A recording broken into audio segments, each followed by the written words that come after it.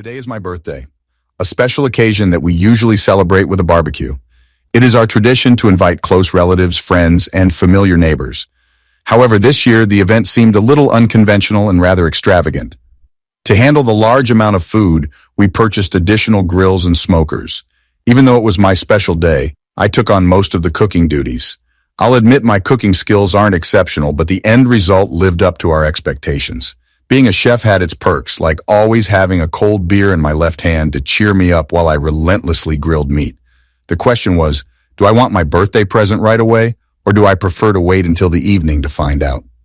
A warm shower was prepared for me, and Amelia greeted me from the bathroom door with a big smile. She mentioned that she would meet me tonight. I decided to come down to help the boys as Alvin, our 18-year-old son, was getting ready to leave for Texas, followed by Louis, who was a year younger but already had a scholarship to Auburn.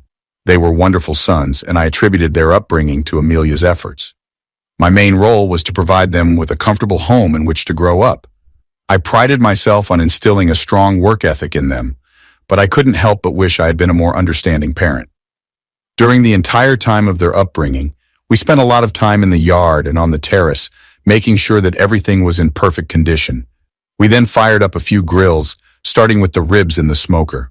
While hamburgers, hot dogs, and steaks were simple, ribs required special care.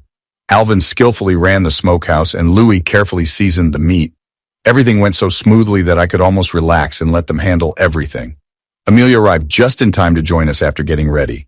Her two sisters came to help with additional tasks. We had over 50 guests, so it was a big celebration. It always amuses me how friends magically appear when there is free food. Even though I turned 40, I still felt like a 20-year-old at heart. Amelia and I will be celebrating our 20th wedding anniversary next month, which is a testament to the strength of our marriage. Our journey together has been rich and fulfilling. Our love life may not be as hot as it used to be, but it's still enjoyable.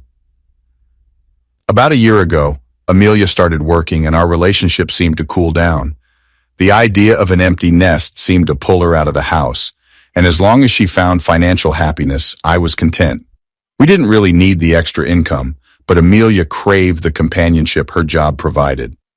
After working in the yard, the boys and I took a shower. I even had a new shirt that my mother had brought earlier in the week. It may not have been my style, but wearing it was an obligation I couldn't refuse. To be honest, I felt like a Hawaiian pimp in this outfit. Amelia made a smart decision by insisting that I wear an apron, which proved to be a practical addition to my outfit. Soon guests started arriving with delicious meals, thoughtful gifts, and refreshing drinks. The weather was perfect, promising a great day. Amelia, as always, looked stunning and played the part of the perfect hostess with ease. She turned 40 next year, but she still kept her youthful appearance, looking no older than 30. I was looking forward to exotic weekends and unforgettable vacations with Amelia. It was a chance for us to create cherished memories and recharge. After years of dedicated parenting, I watched Amelia move gracefully among the tables, making sure everything was perfectly set. She embodied the essence of the ideal wife and mother, which I am proud of. What else could a person want? Soon everyone gathered to eat. Plates of delicious food appeared and disappeared throughout the yard. Fortunately, most guests brought their own chairs, avoiding any seating issues. We had coolers stocked with drinks, one with cold beer, and one with soda for those who preferred non-alcoholic options. The cake, safely hidden in the kitchen, patiently waited for its moment. Among the crowd was someone I didn't know, and I couldn't tell where he was from. His face did not ring a bell. A tall figure in a dark blue jacket stood in front of us and stopped at the edge of the site to exchange a few words with a neighbor. The neighbor called Amelia, and he thanked her, handing her an envelope from his jacket. Amelia received a solemn-looking envelope, and the man made a brief statement. He then left as quietly as he had come, leaving everyone in suspense. Amelia froze in place with a blank expression on her face. With a quick glance in my direction, she retreated into the house. I stood silently observing the situation. The animated chatter of the guests turned into hushed murmurs and whispers, trying to break the tension in the air. Feeling the need to break the spell of the moment, I raised my voice and announced that anyone who wanted more ribs should help themselves. A few moments later, Alvin and Louis cautiously approached me, trying to make sense of the situation. Louis asked what was going on, and I could only shrug in response. Alvin headed toward the house, but I reached out, touched his shoulder, and motioned for him to stop, shaking my head. I suggested he see if we needed any more drinks or beer, hoping to distract them for a while. When the conversations in the yard slowly returned to normal, I felt a little relief. However, after 10 minutes, I realized it was time to talk to my wife. But before I could gather my thoughts, Louis quickly joined the conversation, his voice filled with concern. He told me that Mom was leaving in a Mustang. Louis drew my attention to the front of the house, and I saw my black Mustang convertible speeding down the street at breakneck speed. As everyone in the backyard turned their gaze to this scene, silence reigned in the once lively atmosphere. It was amazing to see Amelia driving the Mustang.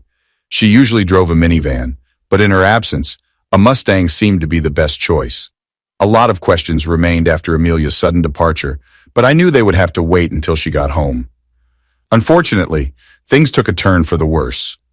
Amelia's sister Lily appeared with a cake, and I made a feeble attempt to show happiness. However, her absence cast a dark shadow on the previously joyful atmosphere. One by one, friends and neighbors said goodbye to us and headed home. Close family stuck around a bit longer, but eventually all the chores were done and there was nothing left to clean up. Unfortunately, Amelia's unexpected departure remained an untouched topic of conversation. It felt like everyone was deliberately avoiding the discussion, trying to maintain a sense of normalcy. Now, left alone in the house with our two sons, silence enveloped us. They looked at me for some sign or explanation, but I had none to offer. Sitting on the couch, I was left alone when they retired to their bedrooms for the night, and when the morning came, I was still sitting there. Alvin and Louis were up early, wasting no time returning borrowed grills and other equipment to our good neighbors. The smell of freshly brewed coffee tempted me to get off the couch, but Amelia's absence continued to bother me. Whatever was in the envelope, it must have been very important to her to leave so suddenly. I tried to call her several times, but naturally her phone was switched off. I spent most of the night awake, racking my brains trying to figure out the truth behind the situation. After returning the borrowed items, Alvin and Louis sensed my need for solitude and left. I appreciated their insight. Seeking solace, I took a long hot shower in the hope that it might ease the situation, but alas, the relief was short-lived. Realizing that today was Sunday, I knew there was little I could do in the current situation. However, I decided to ask the police for help. Although I didn't know the officers or detectives personally, I had a few acquaintances at the courthouse that I could turn to. Perhaps they could offer advice or help in this difficult situation. In our financial arrangement, Amelia and I shared one credit card and one debit card. The debit card covered our day-to-day expenses, while the credit card was mostly for larger purchases. We tried to pay off both cards in full each month. When Amelia got into trouble, she probably had to use these cards. Credit card transactions usually showed up on our bank statement after a few days, but debit card charges were noticeable right away. A few hours later, increasingly concerned, I decided to check our credit card first. However, after careful inspection, I found no signs of unusual or unauthorized activity. Debit card transactions, on the other hand, told a different story. About 2 hours after leaving, Amelia made a gas purchase in Pennsylvania near the Ohio border. 2 hours later, another fuel purchase was made in Illinois.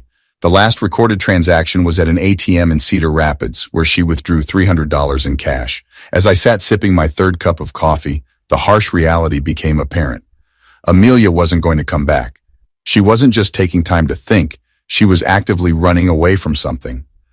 Although I loved my wife and wished her no harm, I could not unconditionally support her actions. My heart was filled with a mixture of emotions as I realized that our relationship was at a critical juncture.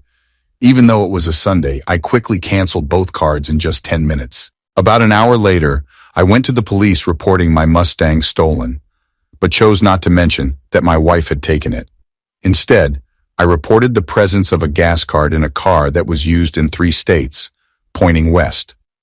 Although I felt guilty for not revealing the full truth, it seemed like the only way to get their attention.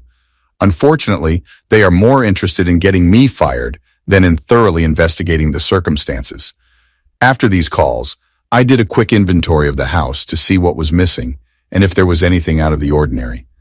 Upon closer inspection, I noticed that only Amelia's purse and a small overnight bag were missing from our home. I couldn't help but wonder what she packed there, which made her departure even more mysterious. I spent several hours thinking about what to do with her cell phone. Since I had already taken the initiative to cancel the cards, I was hoping that her absence would force her to contact me and explain her actions. On second thoughts, I completely missed lunch before I realized it. It was dinner time, and my sons brought over a couple of pizzas. Despite a lot of leftovers from the day before, I had to admit that the hot, salty slices were pretty good. After all, we have gathered to discuss the events that are happening. I shared all the information I had with Alvin and Louie, and they were unwavering in their support. That night I found solace in sleeping in my own bed. However, after a few hours it became clear that Amelia had no intention of making contact. Meanwhile, Alvin and Louie began working for a local tree trimming company for the summer. It was hard work, but they accepted the challenge and enjoyed the sense of responsibility that came with their new job. As they drove away in the Jeep, I stood on the porch and waved goodbye with a heavy heart. After finishing my coffee, I wandered aimlessly around the empty house, still struggling with the end of our relationship and searching for answers that remained elusive. In the end, I made the decision to contact my workplace and ask for a week off to give myself time to process the situation and gain some clarity. Working as a driver, delivering gravel to the local quarry, became a monotonous business amid all the chaos. Despite the decent pay, the physical work was hard. I would be sweaty and covered in dirt, but at least I didn't have to make decisions. I would just load the cargo, drop it off, and get paid. In Amelia's early days at Prescott Casualty Company, we attended various company events together. These social gatherings included parties and picnics, which allowed me to meet some of her colleagues. However, over the past 6 months, it has dawned on me that we have completely stopped going to such events. Amelia never mentioned them, and they no longer seemed important to her. Although I had a bad memory of the people I met, I remembered Jack and Margie Gilson. Jack was an accomplished carpenter, and Margie worked in the same office as Amelia at the Prescott Casualty Company. Realizing I needed answers, I decided to call the company. I greeted Margie on the phone, introducing myself as Liam Connor and asking if she had time to chat. Margie replied, looking overwhelmed with work. She noted that she is very busy now and hopes that it is not something urgent. I hesitated before asking if Amelia had come to work today. Margie's answer surprised me. She informed me that they did not expect her to appear. Intrigued, I began to search further, asking why. There was a long silence on the other end of the line, and I felt uncomfortable. It was obvious that Margie was uncomfortable talking to me. She hesitantly replied that she didn't think it was worth discussing it with me and suggested I talk to my wife. Disappointment washed over me, and I admitted that I wanted to, but I had no idea where she was. After another long pause, Margie quickly added that she was sorry, but she had a lot of work to do and had to go. Before giving me a chance to say anything else, she abruptly ended the conversation, leaving me stunned. At that moment, I had a terrible feeling that something was wrong in Prescott's ward, and that Amelia was deliberately hiding it from me. Everything suddenly made sense. The reason we stopped attending company events was obvious. Amelia was afraid that someone might inadvertently reveal her secrets or make me suspect that she was involved in something sad. Contemplating the situation, I grabbed a cold beer and stepped out onto the porch, looking for some solace and a chance to collect my thoughts. Looking back, I can say that over the past few months there have been a few cases that have caught my attention. However, I did not pay attention to them at the time. One significant change was the increase in Amelia's overtime. Initially, this did not cause much concern, as there was no cause for alarm. But now, it has become commonplace, taking on a different meaning. In light of recent events, it struck me that Amelia gradually stopped discussing her work when she was at home, and we deliberately distanced ourselves from contact with her colleagues. Despite these changes, I noticed that she did not change her appearance or style of clothing. There's been no shopping for new clothes or trendy outfits lately. Also, I couldn't recall any suspicious phone calls or emails that might raise suspicions. Given my trust in my wife, there seemed to be no reason to question her actions or behavior at home. Amelia remained kind and loving, and our romantic bond remained strong. But despite my growing anxiety, I knew it was time to seek help. I thought of Donald Curry, an old school friend who worked at the courthouse and had some computer knowledge. Although I wasn't entirely sure of his specific role, I knew that he dealt with computers to some extent. I contacted Donald, explained the situation, and asked for his opinion. We agreed to meet in person outside the glass door when he finished his work to discuss the problem and hopefully find a solution together. Before I hit the road, I decided to call Ron Will at Home Builders and learned that Jack Gilson, a colleague of Amelia's, was currently working on a project next door, building an apartment complex. I decided to visit him at noon, just after lunch. I usually have no problem finishing my Taco Bell burrito, but today, I was only able to eat half of it. I was too busy thinking about talking to Jack. Arriving at the construction site, I noticed that the crew was still on a lunch break. A sense of anticipation washed over me as Jack spotted me and approached my car with a warm, welcoming smile. His demeanor was much friendlier than Margie's, which eased my anxiety somewhat. Jack greeted me warmly and said he was glad to see me. He suggested I wanted to talk about Amelia, and I nodded in agreement, explaining that I had talked to Margie earlier today, but she wasn't sharing any information I needed to know. I offered to discuss it in a manly way, no nonsense. I appreciated Jack's straightforward approach, but I also knew that if he tried to deceive me or withhold important information, my patience would quickly wear thin. Jack began seriously, explaining that he usually shooed Margie away when she started talking about work. He shared everything he could, stating that Amelia had been involved with a married man from the office for almost 6 months. They tried to keep it a secret, but rumors spread like wildfire. Margie and the other ladies found out and things started to change. They noticed my absence from corporate events, and many of them suspected that Amelia was deliberately keeping me away. Jack continued ruefully, apologizing for not being able to provide more information. As for the guy's identity, he admitted that he didn't pay much attention to it, but offered to find out if I wanted to. Appreciating Jack's offer of help, I responded by telling him not to worry about it. I would figure it out myself and thank him for sharing what he knew. New details from Jack painted a clear picture of the situation, leaving no room for misunderstanding. I didn't notice what was happening in my house. Annoyed and hurt, I immediately turned off Amelia's cell phone to prevent her from contacting our home. As I was walking back home, the phone rang. It was a call from the Cedar Rapids police. They informed me that they had found Amelia's Mustang in the bus station parking lot. It was towed to an impound lot, and I could pick it up any time if I paid $1,300. Deciding to gather more information, I stopped at the police station before collecting the car. At the police station, I received a report about Amelia's abandoned car. The information indicated that she got out of the car and continued on the bus. I couldn't pinpoint her destination, but I suspected it might be out west, though I didn't know of her connections in that area. To ensure myself and my children, I went to the bank myself. We closed all our joint accounts and opened new ones in my name only.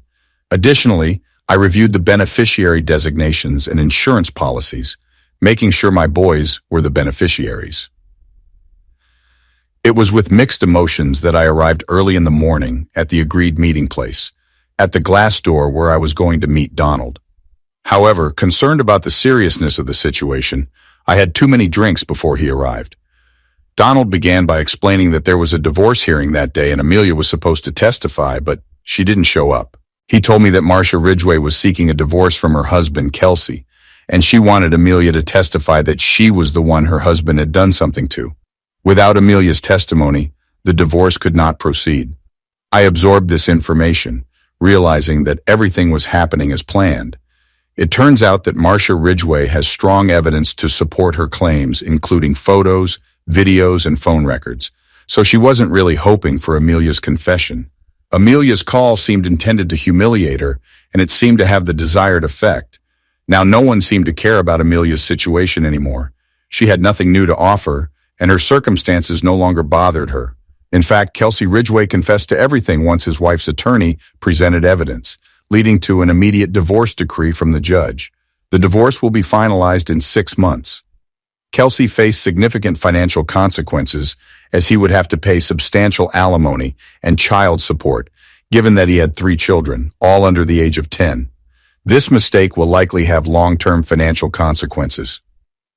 After a long conversation with Donald, he left. Expressing my desire to return home to my family, I thanked him for his help and, turning to the bartender, asked for a cup of coffee. At first, I thought about grabbing one of the red pickled eggs from the jar on the counter, but then I remembered the leftovers from the party. Although I drank a little more than I should have, I managed to get home without endangering myself or others. After thinking about it, I admitted that it was not a wise decision. As a result, I started wrapping 6 ribs in foil. After putting the ribs in the oven, I decided to take a shower. When I returned to the kitchen, only the bones remained. Alvin and Louis ate the pork as soon as they got home. They playfully teased each other until I took the second batch out of the oven. Alvin seemed particularly excited about the Mustang situation. After a 20-minute conversation, I finally agreed and let both boys take the bus to Cedar Rapids and then drive home. I gave them $600 to cover expenses. Louis skillfully put together a document on the computer that allowed them to pick up the car and take it home. Impressed by his competence, I decided to remain silent and signed the document. The next morning, we had breakfast together at IHOP before I dropped them off at the bus station. I couldn't help but laugh as they boarded the bus, not knowing what to expect on the 2-day Greyhound bus journey. It was a valuable life lesson. To ensure a smooth arrival, I took the initiative to notify the Cedar Rapids Police Department of their imminent arrival. After making sure everything would go smoothly, I turned my attention to the last task that required my attention. Finding Kelsey Ridgway's office took a while. When Margie noticed me, her hand instinctively reached for the phone. However, time was not on her side. Without introducing myself, I began to execute my plan. The guards quickly intervened and took me away before I could comprehend the situation. Soon I was at the police station before a judge who wasted no time in committing me to the county jail. There was no trial. The conversation between me and the judge was brief. I was sentenced to 60 days in jail, but I honestly didn't care. It was my first opportunity to break free. I called the guys to let them know the situation. I could have sworn I heard Louis giggling on the other end of the line. Leaving the house unattended for a few days may seem like a no-brainer, but the reality is often different from the TV. I had to be constantly alert. Most of the prisoners refused to cooperate and had no intention of making friends. In addition, there were many noisy and unreasonable young people around. Surprisingly, there was no significant interaction between the younger inmates and the more violent ones. There was no possibility of a separate room, so I had to share a cell with a guy named Jaconda. I did not know about the fate of my brother. He found his wife with another man and was rude to her, but Jock and I managed to get along well during our time together. I took the top bunk in our cell. The food in the dining hall concentrated on carbohydrates, which I did not particularly like. Fortunately, Jocko was willing to help by removing the excess portions. He turned out to be the perfect roommate. 3 days later, Louis and Alvin came to see me. They said the car evacuation trip was uneventful, but expressed reluctance to travel by bus again anytime soon. Unfortunately, they had no information on Kelsey's whereabouts or current situation. Unfortunately, Louis and Alvin couldn't provide any new information about their mother's whereabouts, but they did bring 2 cartons of cigarettes as a gift. Although Alvin did not smoke, he believed that cigarettes could have value in trade, probably influenced by watching too many movies. Jocko, on the other hand, was thrilled when I gave him cigarettes. He explained that smoking helped him manage his excess weight while in prison. It turned out that in my absence, leaving the boys alone at home did not cause any problems. Alvin, being responsible, left for college. A week before I was released from prison, he took the van with him, leaving the Jeep for Luis when I got home. Luis and I had lunch at Red Lobster. He was excited because he was entering his last year of school. Unfortunately, he would have to deal with the issues without my presence. I had other plans. The next morning, when I walked past Margie's desk, she looked completely stunned. Her eyes could not believe what they were seeing. With a sly wink at Margie, I walked confidently into Kelsey's office. But my triumphant return was short-lived. Only 3 hours later, I was back on the bus, headed for the familiar walls of the county jail, this time with a 6-month sentence. Despite this turn of events, Louis found the humorous side of the situation and wasted no time calling his brother in College Station to share the news. Jotska, my reliable cellmate, welcomed me with open arms. I couldn't help but feel pleased that I had managed to get to Kelsey even more efficiently this time. I couldn't deny the possibility that this time I really made an impact. Unfortunately, I never got any feedback, so I couldn't really determine the outcome of my actions. As expected, I lost my job, which was no surprise. Fortunately, I had enough money to cover my mortgage and daily expenses. Louis handled all of this efficiently without encountering any problems. In addition to Louis's unwavering support, I received regular visits from other family members. Louis always made sure I had a steady supply of cigarettes for Jock. Amelia's sisters also expressed their condolences during the visits, and none of the family members showed any signs of displeasure or disapproval. It's been a while since I've heard from Amelia, but strangely enough, we managed to have Thanksgiving and Christmas family holidays inside the prison walls. But less than a month after Joko, my trusted cellmate, left, it wouldn't be entirely accurate to say that I lost him because he was released before me. Unfortunately, Joko found himself in a difficult position. His wife and brother had already moved to Florida, and he didn't know what to do next. Lewis saw this as an opportunity and suggested it would be great to invite Jock to stay with us until he found his footing. Lewis kindly offered Jocko a job with a tree trimming company, but Jocko had already decided to move to a warmer climate in the south, probably considering Florida. Interestingly, the night before Jock's departure, an unusual incident occurred. Kelsey Ridgway was found in an alley downtown, claiming she had been assaulted by an unknown person. The funny thing is that I had a solid alibi with Joko himself. After my release from prison, I decided I had gotten enough of my revenge on Kelsey, especially since he had already moved out of the area, and I had no interest in pursuing him any further. I decided to enroll in a course to learn how to drive large trucks, which seemed relatively easy compared to the dump trucks I was already familiar with. Since I had to wait a few months for Lewis to start at Auburn, I used that time to renovate and decorate our house, even though I was thinking of selling it. However, the bureaucratic complications of transferring ownership solely to my name kept me from this path. Since leaving, Amelia has remained completely silent, not giving any information about her whereabouts. Lewis jumped at the chance to take the Mustang with him to Alabama, given its appeal to the opposite sex. Although I personally didn't like it, I admitted that I was no longer as young and attractive as he was. In the end, I managed to find a couple willing to buy the house, despite the shadows hanging over its history.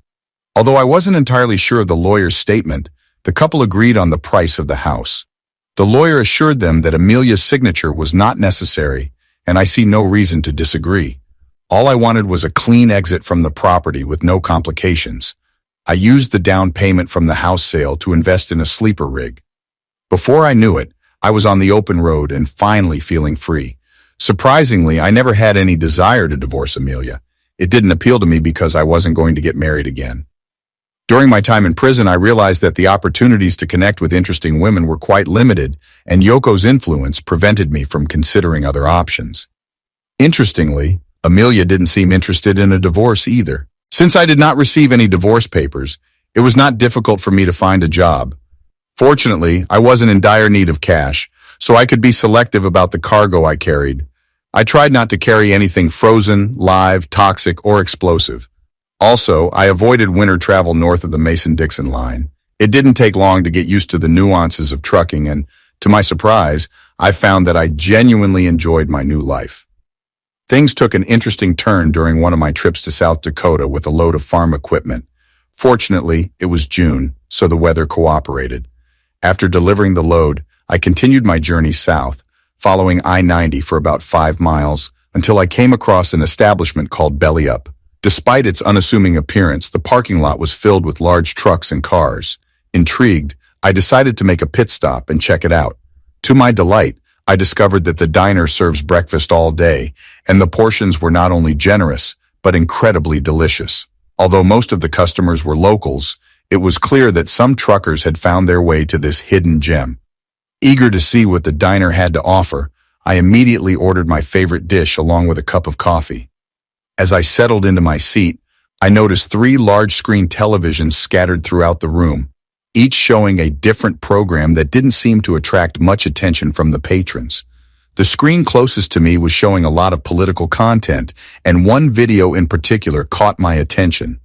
It featured a charismatic candidate named Robert, who exuded confidence with his bright silver hair. To my great surprise, standing next to Robert was a woman dressed very much like Jackie Kennedy, with a big smile on her face. It was none other than Amelia, my Amelia. Before I could fully absorb this unexpected sight, my attention was distracted by the arrival of the most colossal plate of potatoes I had ever seen. Betsy, the waitress, put it in front of me, jokingly saying it was for me, and asked if I wanted Tabasco. Amusingly, a bottle of Tabasco was cleverly hidden behind a peppercorn, which made Betsy giggle as she playfully opened the hiding place and drenched my potatoes with it. Intrigued, I asked Betsy about the woman standing next to this chatterbox. She laughed and explained that she was Robert's new arm candy. Rumor has it that Robert needed his wife to support his political ambitions and perhaps counter speculation about his orientation. While liberally slathering Tabasco on my potatoes, I couldn't help but note that they seemed a little too old to be considered arm candy, but you can't be too picky in the limited time. I also mentioned my belief that older women often make more fulfilling romantic partners and asked Betsy if she agreed. Observing the appearance of the woman, I could not help but admire her transformation. Her once blonde hair had taken on an elegant light brown shade, as if she had just stepped out of a high-end salon. Flawless makeup accentuated her features, while a perfectly tailored suit accentuated her figure.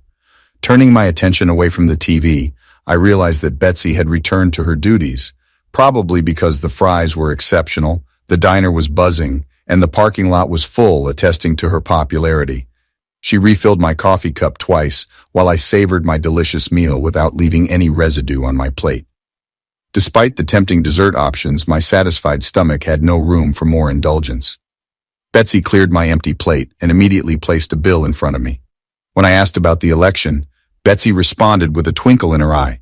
She explained that they did everything they could to prevent him from winning because he had powerful supporters with deep pockets. The locals wanted nothing to do with him, but unfortunately they didn't have the votes or the means to stop him. I reached for the money clip and a faint smile crossed my lips. Betsy noticed this and couldn't resist asking what the fun was and if I knew anything. With a smirk, I replied, "Oh, maybe I have some information." Betsy's eyes sparkled with curiosity. I eagerly asked her if they actually got married, and she nodded in the affirmative, adding that their wedding was even televised like a reality show. After a short pause, I continued by noting that they seemed to have skipped the traditional honeymoon and were waiting for him to officially take office. She replied with a smart smile. Leaving a $10 bill on the counter, I said a friendly goodbye, assuring her that I wasn't here to cause trouble or interfere in matters that were none of my business. As soon as I got out, Betsy leaned over and asked if I had anything to tell her, stressing the importance and need for sleep. I walked out the door with a determined smile on my face, ready to face whatever lay ahead. As I sat in the car, looking forward to some much-needed rest, I noticed Betsy looking at me through the window. Just as I was starting to doze off for a well-deserved nap, I was awakened from my sleep by an insistent knock on the door. Annoyed, I tried to ignore the noise at first, hoping it would stop. I grumbled for the persistent knocker to go away, but the relentless pounding only got louder. I reluctantly gave in to the persistent visitor and opened the door with some regret. In the dark and rain, a stern woman in a raincoat stood before me. Straining to see her face, I grunted that I hadn't broken any laws and told her to leave me alone. Unfazed, the woman firmly stated that Betsy had asked her to speak to me. Despite the bad weather, she insisted on taking a few minutes of my time. Dissatisfied, I reluctantly agreed to listen to her, even though fatigue was weighing on me and I longed for much-needed rest. I gave her a short 10-minute window to talk, which she requested with a determined look and voice. Annoyed by her insistence, I responded curtly, telling her I wasn't interested and to go find someone else to talk to. There was a hint of disappointment in her voice as she replied, "Shit, it's about Amelia. See you inside in 10 minutes. Surprised at the mention of Amelia's name, I hesitantly agreed to her request. A faint half-smile graced her face as she closed the door and hurried away. The restaurant was still buzzing with a decent number of patrons filling the space. Intrigued and a little skeptical, I decided to agree and headed inside, hoping to unravel the mystery of Amelia's situation.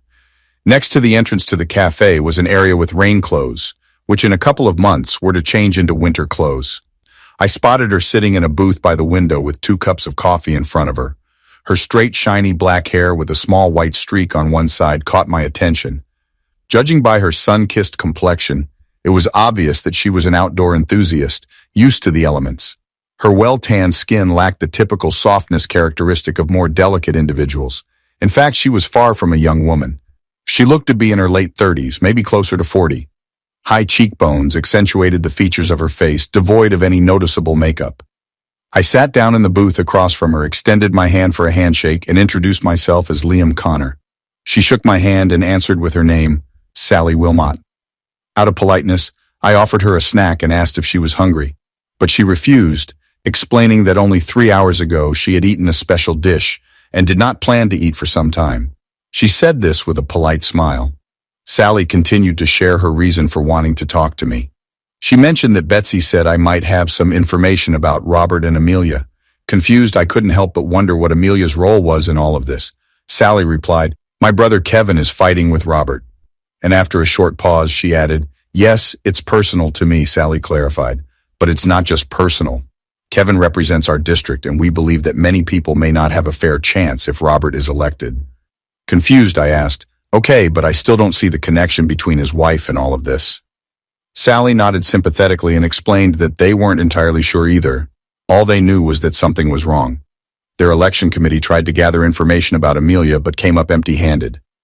Robert's campaign team remained tight-lipped and did not reveal any details. It might be nothing, but they were getting more and more worried, and Betsy mentioned that I could shed some light on the matter. Amused by her insight, I smiled softly and made a flippant comment about my poker skills. Sally confirmed my statement with a knowing look. Indeed, she said, confirming my suspicions. You obviously know something, so will you tell me? As I finished my coffee, I couldn't help but laugh at the irony of her words. I am ready to answer any questions, I began. Sally replied with relief, oh, that's great. It was driving us crazy. So how do you know Amelia? With a sincere sigh, I admitted that she was my wife. We have been married for over 20 years and have never divorced. Although I haven't seen her in years, unless she divorced me without my knowledge, we're probably still legally married.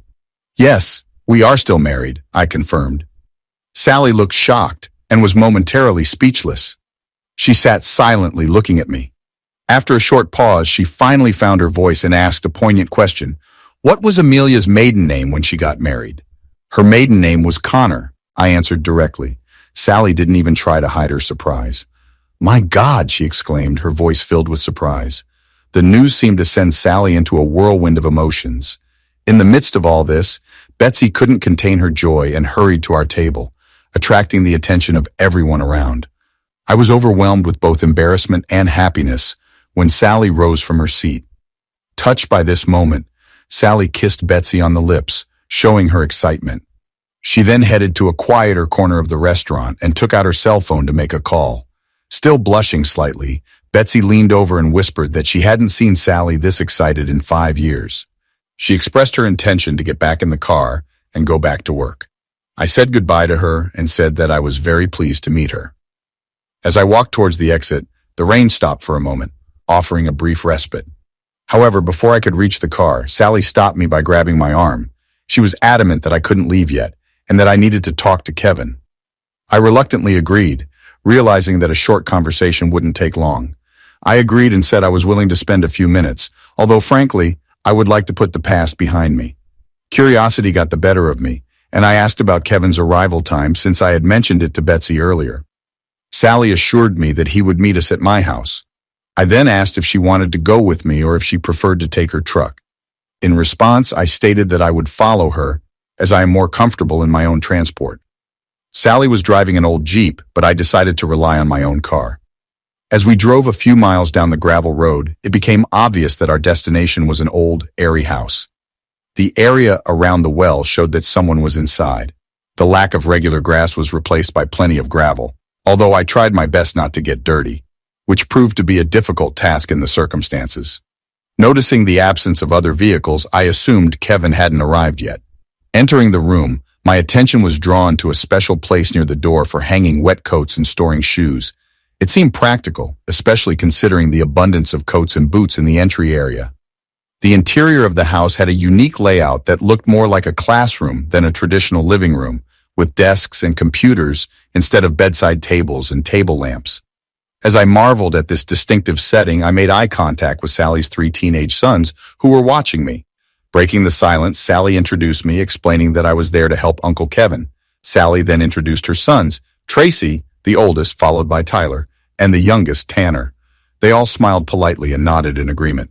I couldn't help but find the situation somewhat amusing and laughed. I laughed and remarked that it was a little odd that all of their names started with the letter T. It can't help but amuse me, especially since I have 2 sons named Alvin and Louis. Tyler was the first to break the silence and speak, perhaps intrigued by our connection or wanting to start a conversation. He inquired about the whereabouts of my sons, ignoring my mother's disapproving look. I casually replied that Alvin was at Texas A. Tracy exclaimed enthusiastically, "I'm really going to College Station this August." Their curiosity led to new questions, and I found myself genuinely engaged in their inquiries.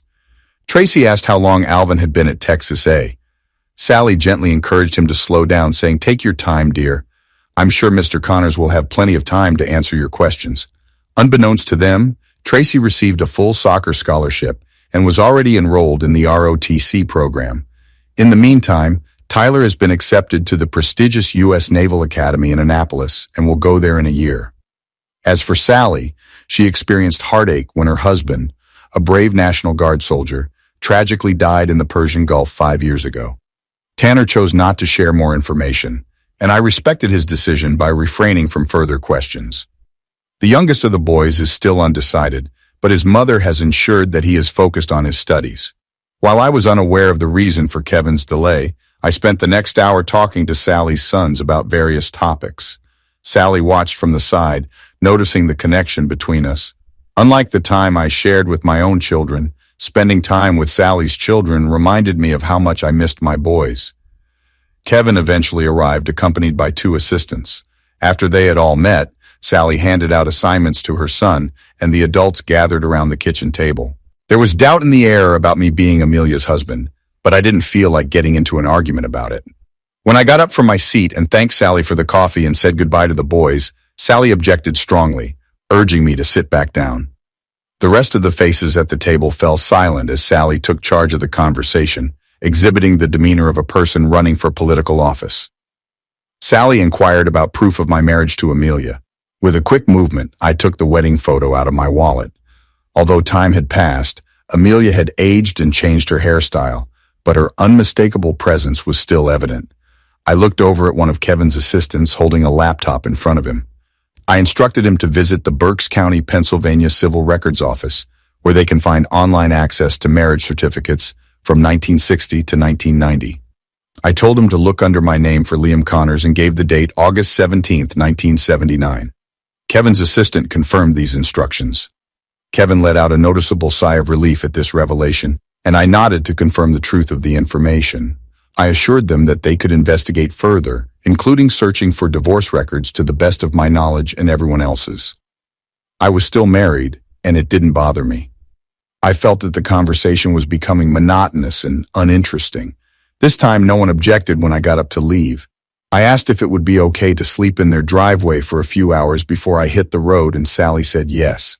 She led me to the door, and when I looked back, I saw that Kevin and his associates were deeply engrossed in their political affairs. The guys waved at me, or maybe they didn't, as I left the room. An hour later, I heard the sounds of Kevin and his entourage leaving. I thought the night had passed quietly, but my peace was interrupted by another knock on the door. Sally hurried into the cabin in a flannel nightgown and gestured for me to be quiet with a finger to her lips. We were far enough from the house that the boys wouldn't hear our conversation, but it seemed like Sally just wanted us to be quiet. We spent at least an hour together, passionately expressing our love for each other. While it wasn't the most comfortable arrangement, the sleeping accommodations in the truck cab were decent and comfortable at best. Given the circumstances, I made the most of it. Sally left as quietly as she had come without exchanging a word. When it dawned, there was another knock on the door.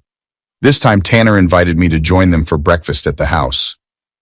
Luckily, the boys and I had similar dishes and Sally was good at cooking them. After talking with the guys for an hour, I felt light and at ease. Moreover, I felt comfortable enough to ask Sally's permission to take a warm shower before leaving. An hour passed and I was back on the road, at least for a little while. Before reaching the highway, I was stopped by the local sheriff. It turned out that Mr. Kevin wanted to continue our conversation. I followed the police car to where Kevin was waiting for me to arrive. He was in the midst of breakfast and kindly invited me to join him. Betsy came in, brought the coffee, and gave me a knowing wink. She seemed to be closer to Sally than I had originally thought. Apparently, Kevin's legal advisors were interested in my continued stay, using the old adage, time is money. I tried to talk him out of it, but he just smirked and continued to eat. It would have been easy to agree to everything and disappear without a trace, but given the events of last night, I decided it was in my best interest to stay a few more days. The party assured me that they would cover the cost of the motel room and meals, although they did not have enough funds for more. This provided a valuable opportunity to update your wardrobe, settle outstanding bills, and meet your banking needs via Wi-Fi. Moreover, after my morning conversation with Kevin, I was seriously considering buying a house and settling in the area permanently. Kevin painted an enticing picture of the situation, But I'm not one to be easily swayed by empty promises. I decided to talk openly with Sally, inviting her to sit on the bench near the dryers. I frankly explained to her that my brother had insisted on extending her stay here for a few more days until they decided to pursue Robert. I promised to keep my distance from her and the boys until things were resolved. I emphasized that it was never my intention to make her feel awkward or embarrassed. Sally shook her head and indicated that the boys genuinely liked me. She said they were asking when I could come back and were a little disappointed when they found out I was leaving. Tyler even asked her to discuss with me the possibility of staying a little longer. I apologized if my friendly intentions caused any complications and assured her that these boys reminded me of my own children, so it was easy for me to relate to them. I stressed that it was never my intention to cause her any trouble. Sally responded by saying that she had to admit that she didn't take things easy when she came to my truck last night. She recognized that I had made things difficult and asked me why I had come to see her. She quietly noted that it had been 5 years since her husband had died and explained that after 5 long years devoid of comfort and passion, this was the perfect moment for such an opportunity, especially since I had to leave for that day. Sally's enthusiasm flared up again and she asked why I hadn't left.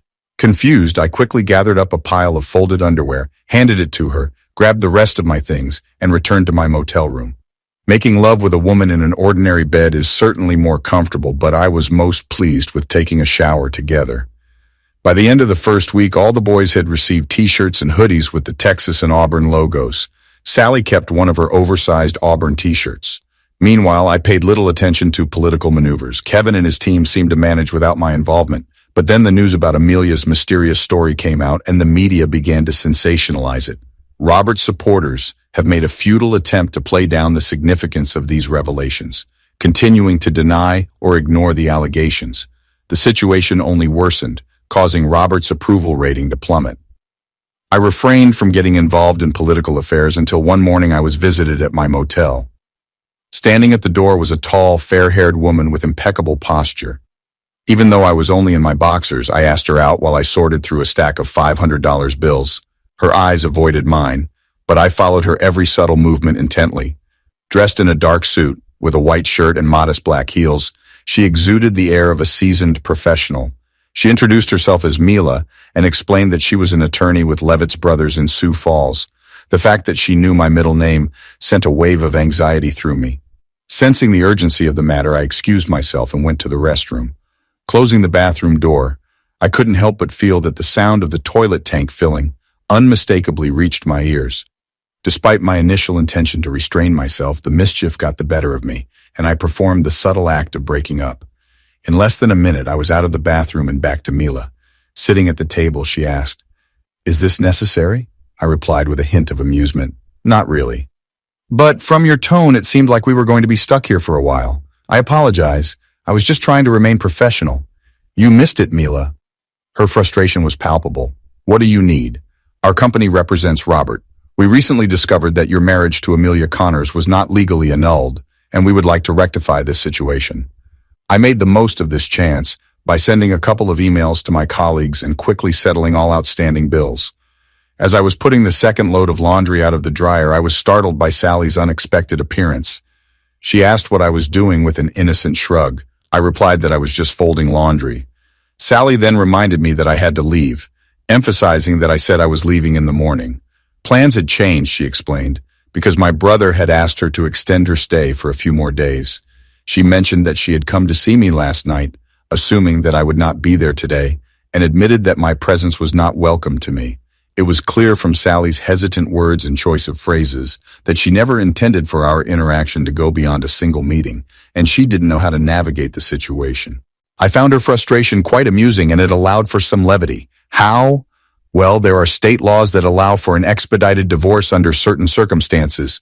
We believe that with your help we will be able to take advantage of these laws. Confused, I asked, "So you want me to divorce my wife?" Mila replied bluntly, "Yes." I felt awkward and wondered about her motivation. Why do I need this?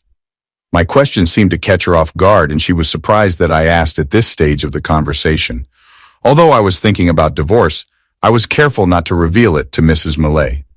She sat pondering my words before I made the request. I asked her to give a straightforward and honest explanation as to why my wife and I no longer live together. She leaned back a little, unbuttoned the top button of her blouse, and began to explain. She said that 3 years ago, my wife had an affair with a colleague, which led to her leaving because she could no longer face me and my children. Her frank explanation caught me off guard, and I told her that everything was clear enough. I asked about the purpose of our meeting, and she sighed, acknowledging the difficult legal situation in which my wife, Amelia, and Mr. Robert found themselves. She hoped to ease Amelia's situation and speed up the divorce. I raised an eyebrow and asked about the benefits for me. Mrs. Mila replied that it would give me freedom.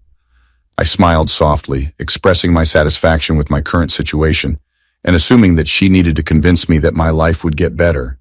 She paused, trying to understand my point of view, and asked what I wanted, if I wanted financial compensation and how much. I leaned over and asked about the terms of the proposed divorce. Her answer was unexpected. No. She clarified that the process can be expedited without money being exchanged, property being divided, and custody disputes. Both parties would simply walk away with what they had for the moment, owing each other nothing, leading to a clean and final settlement. Intrigued, I asked about the typical length of such a process. She informed me that it usually takes less than 90 days and that a decision will be made before the election. We exchanged knowing glances, acknowledging its significance. I asked if I should visit my wife to calm down, but Miss Mila said they would rather I not. I finally accepted the offer, but added one condition. They had to cover my room and board expenses until the process was over. Mrs. Mila smiled, revealing that the result had exceeded her initial expectations. The prospect of freedom without financial burden was very attractive to me. She assured me that she could prepare the necessary documents and have them for me to sign in the afternoon. She believed everything should go smoothly and mentioned consulting her lawyer, not anticipating any problems. Although I did not have legal representation, I wanted to discuss this with Kevin first. I requested her contact information, explaining that I would be in touch if my attorney ran into any problems.